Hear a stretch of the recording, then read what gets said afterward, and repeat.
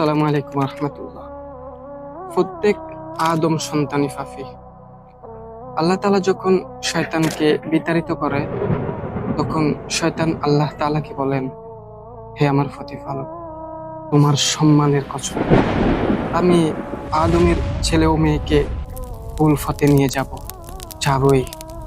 তাদের দেহে শেষ নিঃশ্বাস পর্যন্ত তাদেরকে দিয়ে আমি পাপ করাবো এবং পাপ করাবই।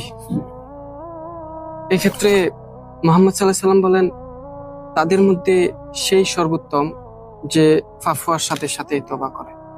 আর তওবার মধ্যে সর্বোত্তম দোয়া হচ্ছে সাইয়্যিদুল ইস্তিগফার।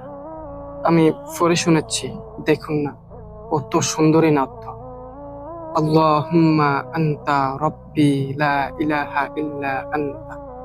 হে আল্লাহ, আপনি আমার প্রতিপালক, আপনি ব্যতীত কোনো উপাস্য নেই।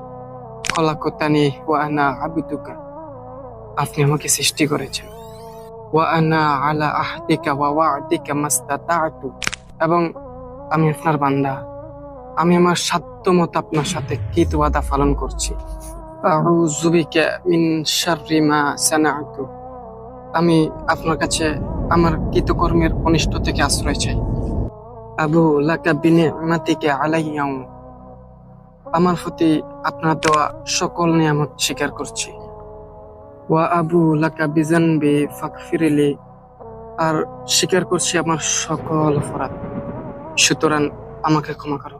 ফা ইন্নাহু লা ইয়াগফিরুয যুনুবা ইল্লা আনতা, অবশ্যই আপনি ব্যতীত ক্ষমা করার আর কেউ নেই।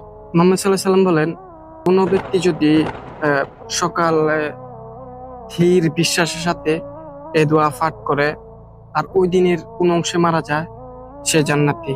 কিংবা রাত্রে পরে ওই রাত্রের কোন অংশে মারা যায়, সে জান্নাতি। আল্লাহু আকবার, সুবহানাল্লাহ।